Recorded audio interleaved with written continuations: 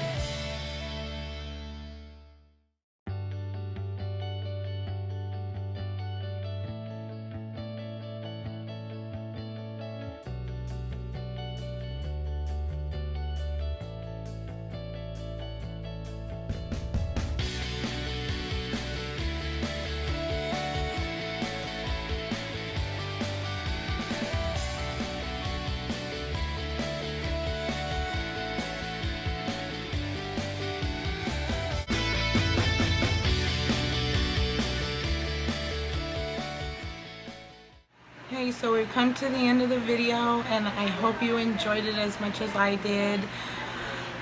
If you could just help us spread awareness and acceptance and inclusion of all these beautiful people, that would be great. Share this video. Subscribe to my channel, like, give it a thumbs up. And I just want to say to anybody who just got a new diagnosis of their baby gonna have Down syndrome, or just had a baby with Down syndrome, don't let fear take over. You'll regret it. Just enjoy the beautiful journey you're about to be on. It's not as scary as it sounds or people make it out to be. As you can see in the video, there's more good times than bad. Way more good times.